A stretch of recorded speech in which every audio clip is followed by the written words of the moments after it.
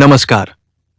क्या आपने कभी सोचा है कि एक योद्धा जिसका सिर कट गया, फिर भी वो योद्धा आज लाखों करोड़ों लोगों का सबसे प्रिय देवता बनकर पूजा जा रहा है? क्या आप मान सकते हैं कि महाभारत के उस बालक ने 3 बाणों से पूरा महाभारत युद्ध केवल एक पल में खत्म करने का दावा किया था? क्या आपको पता है कि श्री कृष्ण ने स्वयं उस बालक का सिर काटा था और फिर उसे वरदान दिया कि कलयुग में मेरा नाम लेने से पहले तेरा नाम लिया जाएगा? और सबसे बड़ा सवाल, क्या वाकई खाटू श्याम जी का मस्तक आज भी राजस्थान के खाटू गांव में जिंदा है, बोलता है, भक्तों की पुकार सुनता है? आज हम आपको ले चलते हैं एक ऐसी रहस्यमय यात्रा पर जहां इतिहास, पुराण, श्रद्धा और चमत्कार एक साथ सांस लेते हैं। ये कहानी है बर्बरी की। ये कहानी है शीश के दानी खाटू श्याम की। तो आंखें बंद मत कीजिए, कान खुले रखिए, क्योंकि अगले कुछ मिनटों में आप वो जानने वाले हैं जो शायद आपने कभी नहीं सुना। क्या आपने कभी सोचा है कि राजस्थान की उस तपती रेत के बीच बसे खाटू गांव में ऐसा कौन सा रहस्य छिपा है जो हर साल करोड़ों श्रद्धालुओं को खींच लाता है? आखिर ऐसा क्या है उस मंदिर में जहां लोग एक सिर की मूर्ति के आगे नतमस्तक हो जाते हैं?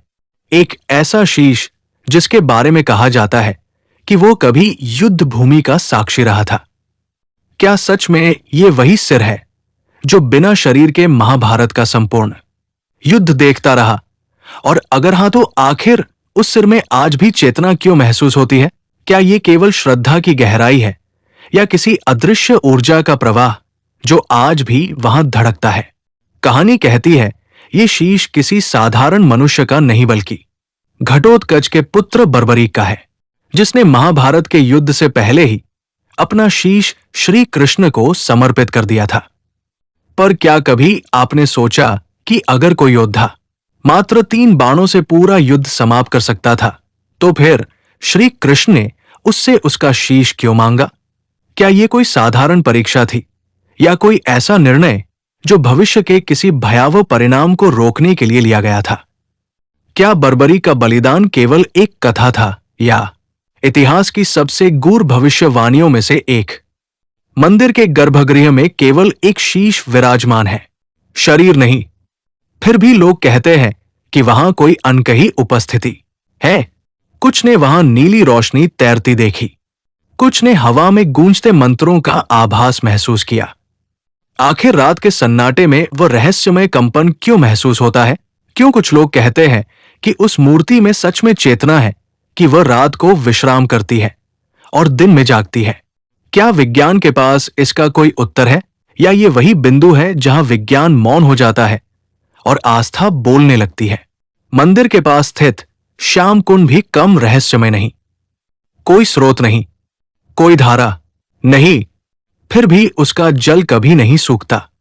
क्या यह सच में बर्बरी के शीश से जुड़ा कोई अदृश्य संबंध है, या वो ऊर्जा अब भी उस भूमि में बह रही है जो युगों पहले धर्म और अधर्म के युद्ध की साक्षी रही? और वहीं पास स्थित है वो शिवलिंग जिसे औरंगजेब की सेना तोड़ने आई थी, लेकिन जैसे ही सैनिकों ने प्रहार किया, धरती कांप उठी और पूरा लश्कर भय से पीछे हट गया। आखिर ये क्या था? कोई दिव्य हस्तक्षेप या किसी शक्ति का प्रतीकार? लोग बताते हैं कि खाटू पहुंचते ही उन्हें एक अजीब सी हलचल महसूस होती है। कोई कहता है उसे स्वप्न में श्याम बाबा का आशीर्वाद मिला, कोई बताता है कि उसकी असंभव मनोकामना पूरी हो गई। और अजीब बात यह है कि यहां आने वाले कभी खाली हाथ नहीं लौटते। भारत ही नहीं, इंग्लैंड, अमेरिका और ऑस्ट्रेलिया तक से लोग यहां निशान यात्रा के लिए आते हैं। तो आखिर ये कौन सी शक्ति है जो इस छोटे से गांव को पूरी दुनिया की आस्था का केंद्र बना चुकी है? क्या यह संभव है कि खाटू श्याम वही बर्बरीक हों जिन्हें श्री कृष्ण ने स्वयं कहा था, जब कलयुग में अधर्म बढ़ेगा तब तुम मेरे रूप में पूजे जाओगे? क्या यही कारण है कि भक्त कहते हैं, हारे का सहारा खाटू श्याम हमारा? और क्या सच में समय आने पर वही श्याम नील घोड़े पर सवार होकर फिर लौटेंगे एक नए धर्म युद्ध के लिए? इतिहास अब भी इन सवालों के उत्तर खोज रहा है।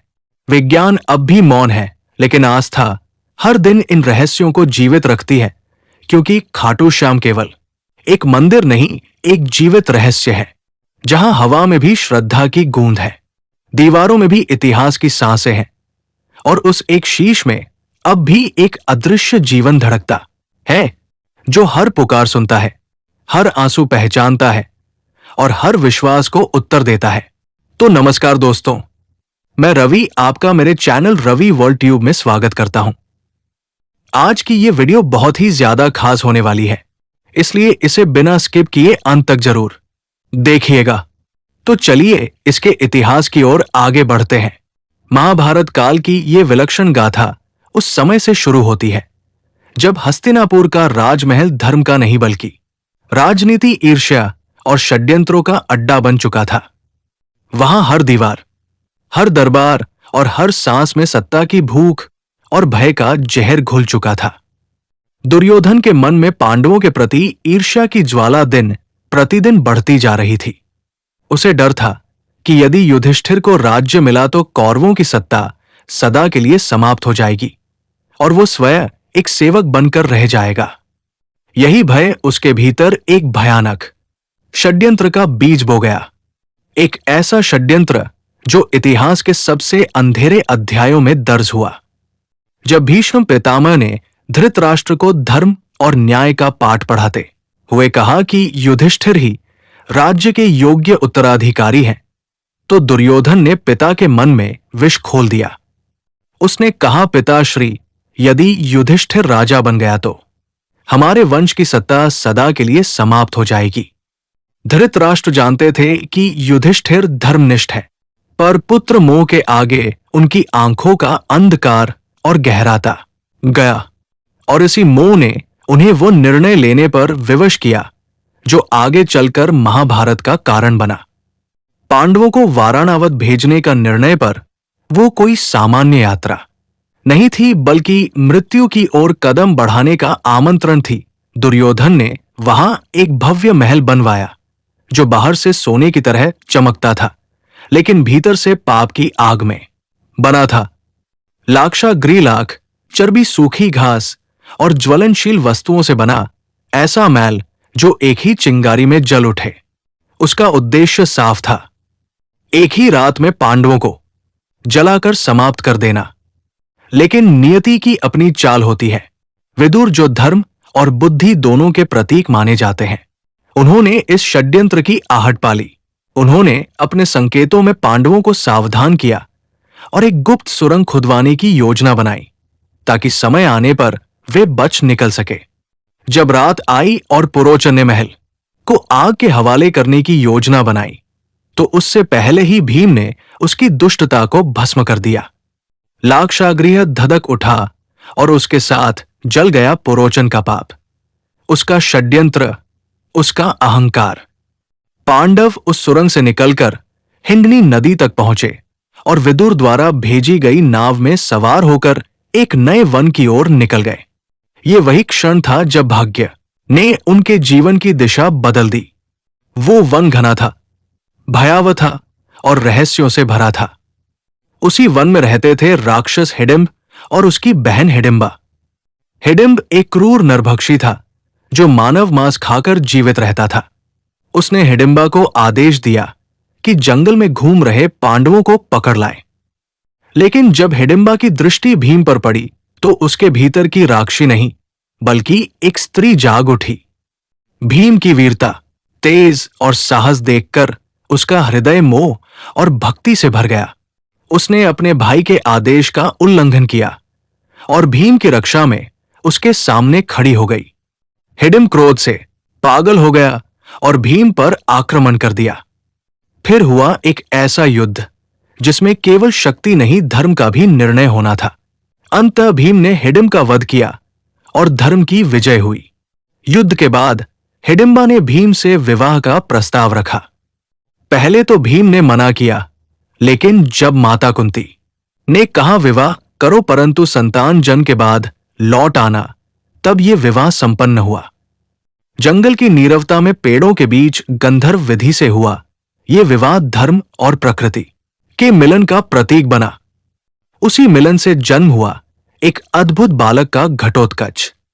घटोत्कच बल, पराक्रम और निष्ठा का प्रतीक था। वह न केवल शक्तिशाली था, बल्कि न्यायप्रिय और विवेकवान भी था। समय बीता और उसका विवाह दैत्यराज मुरा की पुत्री अहिलावती से हुआ।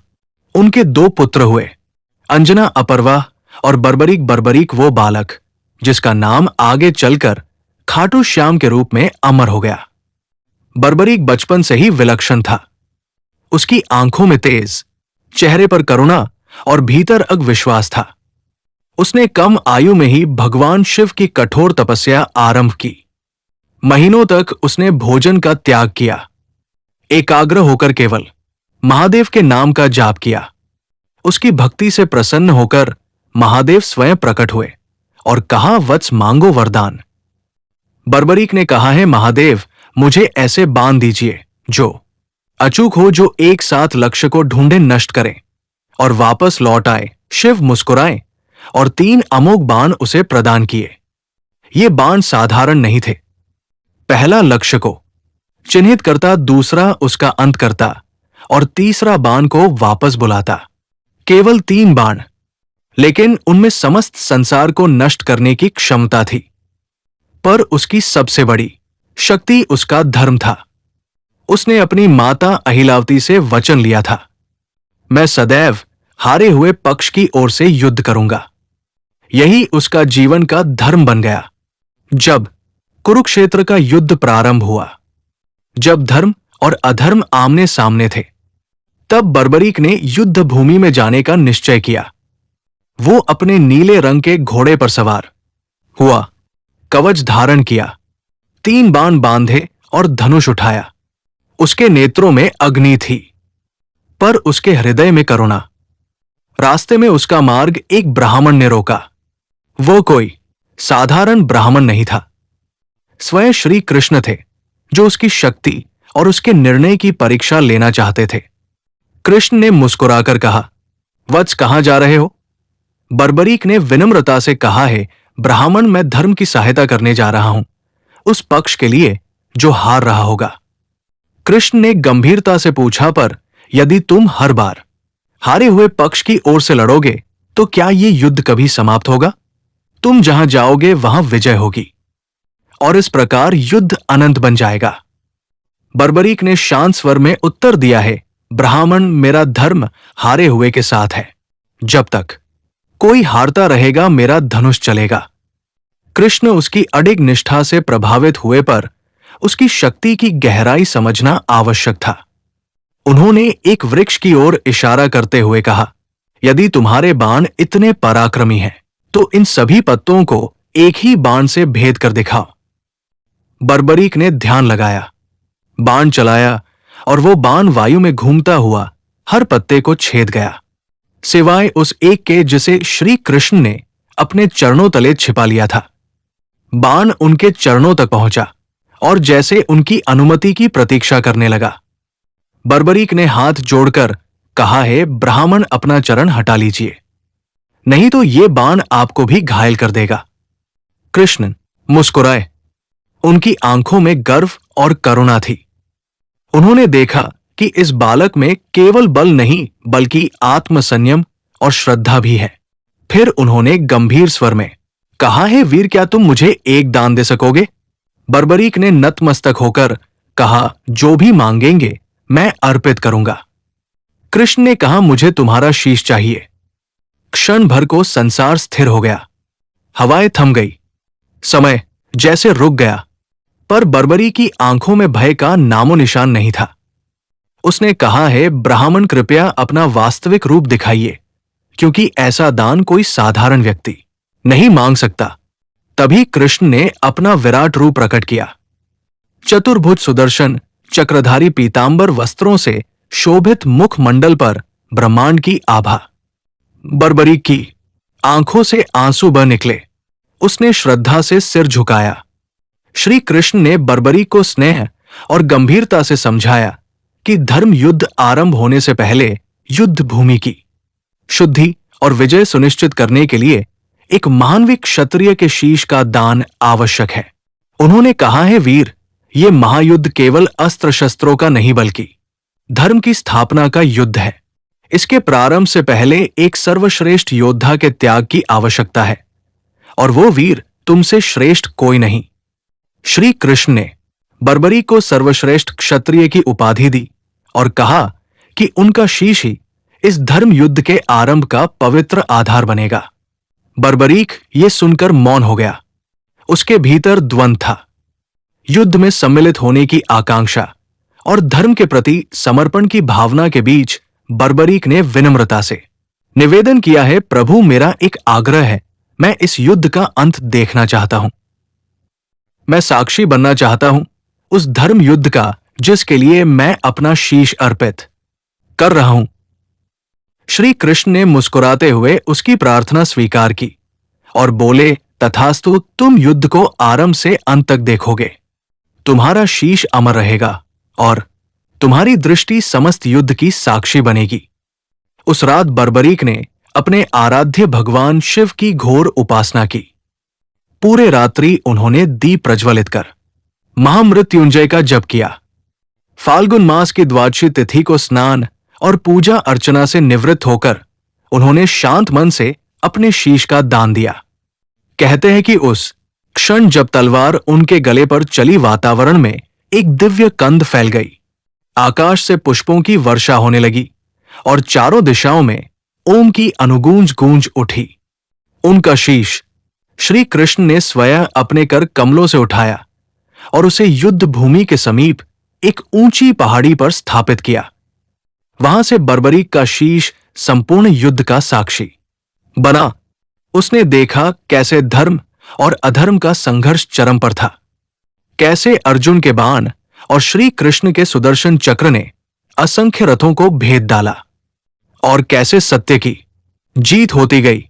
युद्ध समाप्त होने पर जब पांडवों में ये विवाद उठा कि इस विजय का श्रेय किसे दिया जाए, अर्जुन को, भीम को या स्वयं श्री कृष्ण को, तब श्री कृष्ण ने कहा, इसका निर्णय वो करेगा जिसने पूरे युद्ध को देखा, जिसने हर पल का साक्षात्कार किया।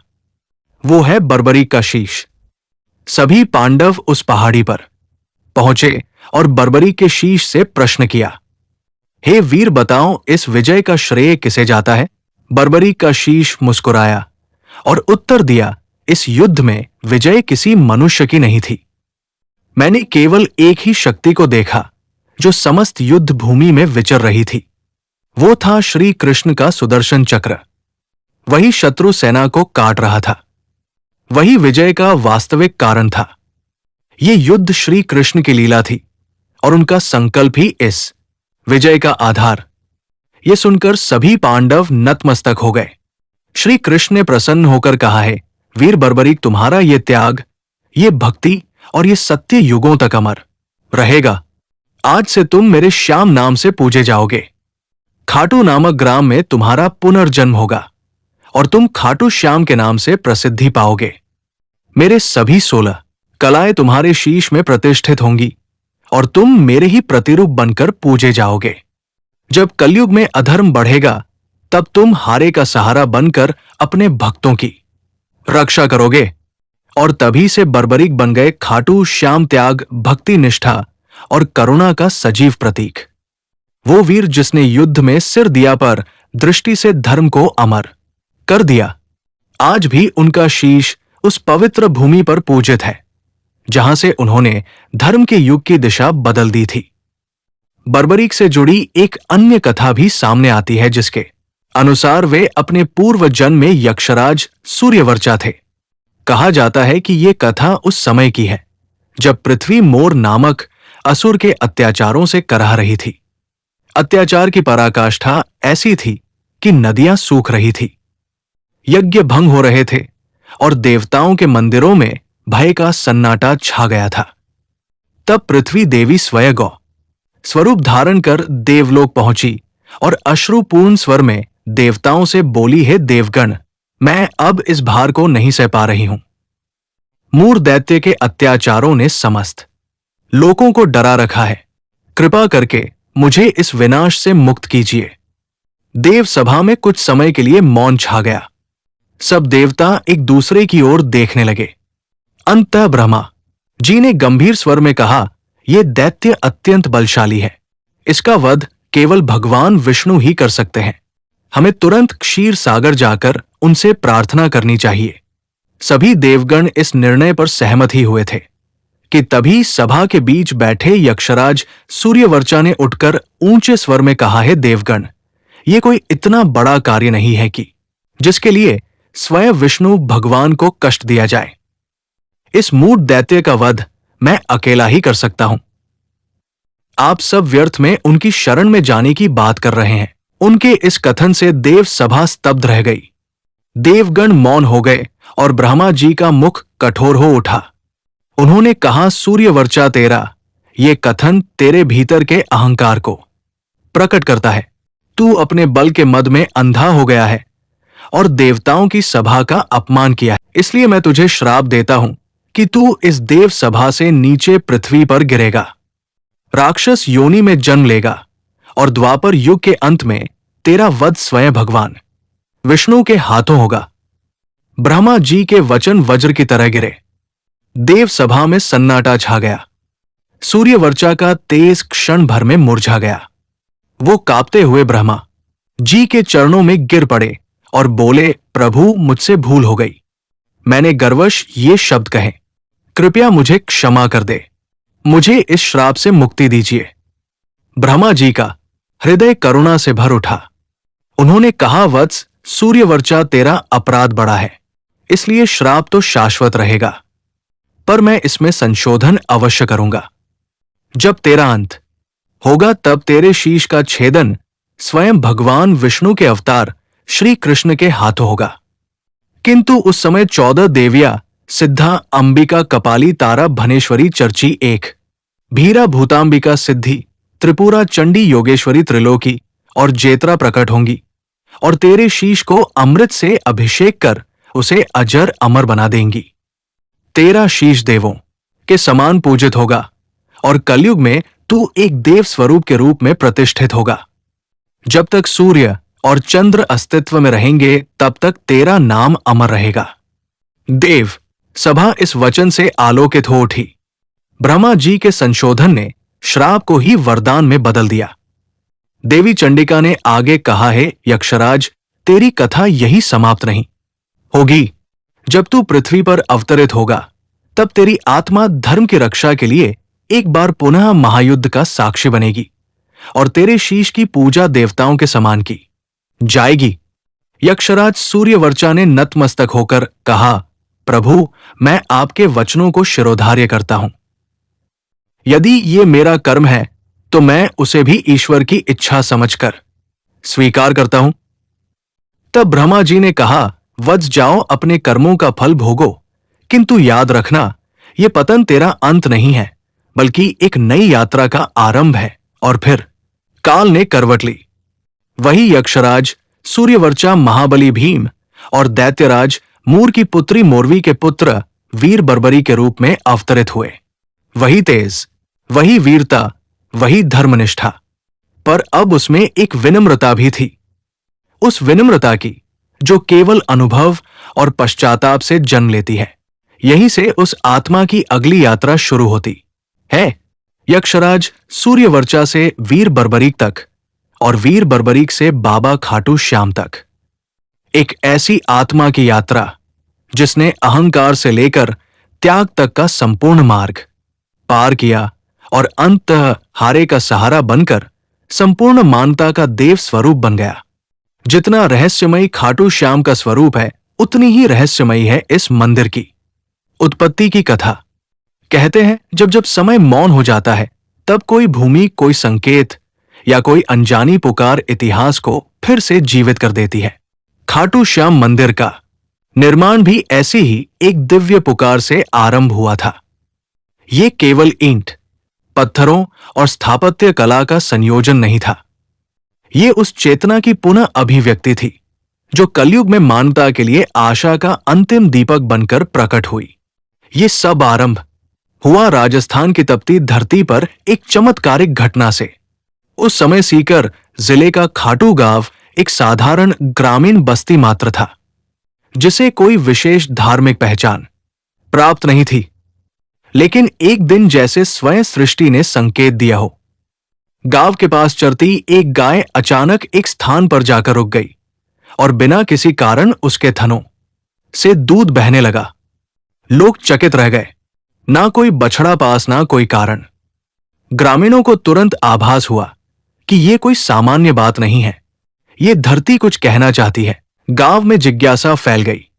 लोगों ने मिलकर उस स्थान की खुदाई का निर्णय लिया और जैसे जैसे मिट्टी की परतें हटती गई, वहां से प्रकट हुआ एक दिव्य सिर, एक तेजस्वी मुख, अलौकिक आभा से दमकता हुआ। ना कोई वाणी, ना कोई शब्द, लेकिन फिर भी मानो उस सिर से किसी मौन स्वर में पुकार उठी हो, मैं यहां हूं। लोग स्तब्ध थे। उस अद्भुत स्वरूप को उन्होंने गांव के एक सम्मानित ब्राह्मण को सौंप दिया, जिन्होंने श्रद्धा से उसे अपने घर में स्थापित कर पूजा आरंभ की। दिन बीतते गए, परंतु ग्रामीणों के मन में यह प्रश्न जलता रहा, अब आगे क्या? तभी एक रात खाटू के तत्कालीन शासक राजा रूप सिंह चौहान को एक अद्भुत स्वप्न हुआ। स्वप्न में स्वयं श्याम बाबा प्रकट हुए और आदेश दिया, मेरे स्वरूप के लिए एक मंदिर का निर्माण करो। मैं इस भूमि पर वास करना चाहता हूं। समय आ गया है। राजा जब सुबह जागे तो उनके भीतर एक अदृश्य शक्ति का संचार हो चुका था। उन्होंने तुरंत अपने शिल्पकारों, पुरोहितों और कारीगरों को बुलाया और उसी स्थान पर मंदिर निर्माण का आदेश दे दिया। इतिहासकारों का मानना है कि यह घटना लगभग 1027 ईस्वी की है। ठीक उसी फाल्गुन शुक्ल एकादशी के दिन, जो बाद में खाटू श्याम के विशाल मेले का प्रतीक बना, उस दिव्य मस्तक की विधिवत प्रतिष्ठा की गई। देखते ही देखते जो स्थान कभी एक साधारण गांव था, वो आस्था का केंद्र बन गया। मंदिर का प्रारंभिक निर्माण सरल था, ईंट और चूने से बना, सीमित नक्काशी के साथ। लेकिन समय बीतने के साथ उसकी महिमा बढ़ती गई। लोगों ने वहां चमत्कार अनुभव किए। कोई रोग मुक्त हुआ, कोई निसंतान माता संतानती बनी और कोई निराश व्यक्ति जीवन में दिशा पाकर लौटा। सदियों बाद 1720 ईस्वी में जब खाटू क्षेत्र मारवाड़ रियासत के अधीन आया, तब वहां के दीवान अभय सिन्हा को भी श्याम बाबा ने स्वप्न में दर्शन दिए और मंदिर के जीर्णोद्धार का आदेश दिया। उन्होंने संगमरमर से सुसज्जित भव्य मंदिर का निर्माण कराया, सोने चांदी से अलंकृत द्वार बनवाए और गर्भगृह को दुर्लभ पत्थरों से सजवाया। आज भी वही मूर्ति मंदिर के गर्भगृह में विराजमान है। वो मूर्ति जो मान्यता के अनुसार किसी साधारण शिला की नहीं, बल्कि कृष्णकालीन श्याम वर्ण शिला की प्रतीक है। मंदिर की स्थापत्य कला भी अपने आप में दिव्य है। इसके शिखर पर लहराता ध्वज उस संकल्प का प्रतीक माना जाता है जो बर्बरीक ने श्री कृष्ण से किया था, मैं सदैव धर्म की ओर रहूंगा। गर्भगृह की शांति इतनी गहरी है कि वहां प्रवेश करते ही लगता है मानो स्वयं बाबा आपकी सांसों की गति पढ़ रहे हो। खाटू श्याम मंदिर केवल एक धार्मिक स्थल नहीं, बल्कि एक जीवंत परंपरा है। एक ऐसा स्थल जहां हर आस्था एक अनुभव में बदल जाती है। फाल्गुन मेला, निशान यात्राएं, लाखों भक्तों की पुकारें और श्याम तेरी बंसी पुकारे राधा नाम जैसे भजनों की गूंज इस मंदिर को केवल एक तीर्थ नहीं, बल्कि आध्यात्मिक ऊर्जा का केंद्र बना देती है। विद्वान मानते हैं कि यह स्थल इतिहास, आस्था और आध्यात्म का संगम है, जहां हर भक्त केवल दर्शन नहीं करता, बल्कि एक नई आशा लेकर लौटता है। क्योंकि यहां जब कोई हारा हुआ आता है, बाबा उसे फिर से जीवन से जोड़ देते हैं। और काटूधाम की इस पावन भूमि में एक और रहस्य छिपा है, श्याम कुंड। ये कोई साधारण जलाशय नहीं, बल्कि वो पवित्र स्थल है जहां से बाबा श्याम का दिव्य मस्तक निकला था। कहते हैं उसी स्थान पर यह कुंड स्वयं प्रकट हुआ था। तब से ये केवल जल का स्रोत नहीं, बल्कि आत्मा को शुद्ध करने वाला एक जीवित तीर्थ बन गया। कहा जाता है इस कुंड में स्नान करने मात्र से व्यक्ति अपने पापों से मुक्त हो जाता है। श्रद्धालु जब यहां डुबकी लगाते हैं तो उनके हाथ जोड़े होते हैं, आंखों में आंसू होते हैं और हृदय में आशा कि बाबा श्याम उनकी पुकार सुन लेंगे। प्रत्येक डुबकी एक कहानी होती है, किसी की टूटी उम्मीद के जुड़ने की, किसी के बिखरे जीवन के संवरने की। इस कुंड का जल सदा निर्मल और ठंडा रहता है, जैसे उसमें स्वयं बाबा का स्पर्श समाया हो। और आश्चर्य की बात यह है कि आज तक कोई ये नहीं जान पाया कि इस कुंड का जल आता कहां से है। ना कोई स्रोत ऊपर से, ना कोई धारा नीचे से। फिर भी ये कुंड कभी सूखता नहीं। वैज्ञानिक इसे संयोग कहते हैं, पर भक्तों के लिए ये ईश्वरीय चमत्कार है जो हर सांस में जीवित है। श्याम कुंड से कुछ दूरी पर स्थित है दो और पवित्र स्थल, गौरी शंकर मंदिर और गोपीनाथ मंदिर। इन दोनों में से गौरी शंकर मंदिर से जुड़ी एक घटना आज भी लोगों की रूह कंपा देती है। कहा जाता है कि औरंगजेब के शासनकाल में जब उसकी सेना ने इस मंदिर को नष्ट करने का प्रयास किया, तब उन्होंने सबसे पहले शिवलिंग पर भाले से प्रहार किया। लेकिन जैसे ही भाले शिवलिंग से टकराए, वहां से रक्त की धार फूट पड़ी। सैकड़ों लोगों ने यह दृश्य अपनी आंखों से देखा। भय से कांपते सैनिक तुरंत भाग खड़े हुए। आज भी उस शिवलिंग पर भाले के निशान स्पष्ट दिखाई देते हैं, जैसे स्वयं भगवान ने धर्म की रक्षा के लिए अपने प्रकोप को प्रकट किया हो। और यही है खाटू श्याम धाम की अद्भुत सच्चाई। यहां आस्था केवल पूजा नहीं, अनुभव है। ये तीर्थ केवल यात्रा नहीं, आत्मा का पुनर्जन्म है। जब कोई यहां आता है तो वो कुछ छोड़ता नहीं, बल्कि खुद को पाता है। और लौटते वक्त बस इतना कहता है, बाबा ने बुलाया था और सब कुछ बदल गया। चलिए खाटू श्याम से जुड़ी एक अनकही किंतु अद्भुत कथा को जान। एक ऐसी कहानी जो न केवल आस्था का प्रतीक है, बल्कि उस सच्ची भक्ति की मिसाल भी है जिसने इतिहास बदल दिया। ये कथा है उस परम भक्त की जिसकी अटूट श्रद्धा ने खाटू श्याम धाम के बंद कपाटों को स्वयं खुलवा दिया। राजस्थान के पवित्र श्री खाटू श्याम धाम की महिमा अपार है। हर साल लाखों श्रद्धालु बाबा के दर्शन के लिए इस भूमि पर पहुंचते हैं, लेकिन बहुत कम लोग जानते हैं कि हरियाणा के रेवाड़ी शहर का इस धाम से एक प्राचीन और गहरा संबंध रहा है। ये वही स्थान है जहां से खाटू श्याम के प्रथम परम भक्त श्याम बहादुर अग्रवाल, जिन्हें श्याम सुंदर अग्रवाल भी कहा जाता था, ने बाबा की महिमा का ऐसा प्रसार किया जिसने बाबा के नाम को चारों दिशाओं में पहुंचा दिया। कहा जाता है उस समय सीकर के राजा ने किसी कारणवश श्री खाटू श्याम मंदिर पर अधिकार जमा लिया था और उसके मुख्य द्वार पर ताला लगवा दिया था। बाबा के दर्शन व पूजा पर रोक लगा दी गई थी। जब यह समाचार रेवाड़ी पहुंचा तो श्याम बहादुर अग्रवाल का हृदय व्याकुल हो उठा। उन्होंने ठान लिया कि चाहे कुछ भी हो जाए, वे अपने बाबा के दर्शन अवश्य करेंगे। जब वे खाटू पहुंचे तो सैनिकों ने उन्हें मंदिर के पास जाने से रोक दिया। उन्होंने व्यंग करते हुए कहा, अगर तुम सच में बाबा के सच्चे भक्त हो तो अपने बाबा से कहो कि वे खुद तुम्हारे लिए दरवाजे खोल दे। ये सुनकर श्याम बहादुर अग्रवाल ने कुछ नहीं कहा। उन्होंने शांत मन से अपनी मोरपंख छड़ी उठाई, वही छड़ी जिसे वे सदैव अपने साथ रखते थे, और श्रद्धा से मंदिर के ताले को छुआ। अगले ही पल कुछ ऐसा हुआ जिसने सबको स्तब्ध कर दिया। मंदिर का ताला स्वयं टूट गया और कपाट अपने आप खुल गए। यह कोई साधारण घटना नहीं थी, यह श्रद्धा की शक्ति थी, आस्था का उत्तर था। वहां खड़े सभी सैनिक, भक्त और ग्रामवासी इस चमत्कार को देखकर नतमस्तक हो गए।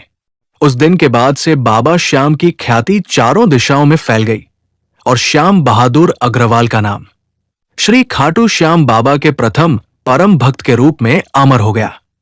कहा जाता है कि यह घटना साल 1937 में घटी थी। और यही नहीं, उसी समय बैरोड में एक और चमत्कार हुआ। एक असहाय व्यक्ति की आंखों की रोशनी चली गई थी। श्याम बहादुर अग्रवाल की एक आंख की दृष्टि भी उस समय क्षीण हो गई थी। उन्होंने बाबा से प्रार्थना की और बाबा की कृपा से वो व्यक्ति अपनी आंखों की रोशनी पुनः पा गया। उसी चमत्कार की स्मृति में बैरोड में भी श्री खाटू श्याम मंदिर की स्थापना की गई। रेवाड़ी के ठठेरा चौक स्थित कायस्तथवाड़ा में आज भी उनके निवास स्थान पर श्याम बहादुर अग्रवाल की तस्वीर लगी है।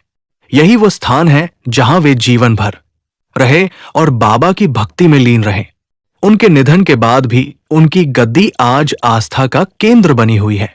बाबा के भक्त जब रेवाड़ी आते हैं तो सबसे पहले इसी गद्दी पर हाजिरी लगाते हैं। बड़े कथावाचक और भजन गायक भी जब रेवाड़ी आते हैं तो बाबा श्याम के दर्शन से पहले यही नमन करते हैं। श्याम बहादुर अग्रवाल ने केवल एक ताला नहीं खोला था, उन्होंने सच्चे विश्वास का वह द्वार खोला था जिससे आस्था का उजाला आज भी अनगिनत हृदयों को आलोकित करता है।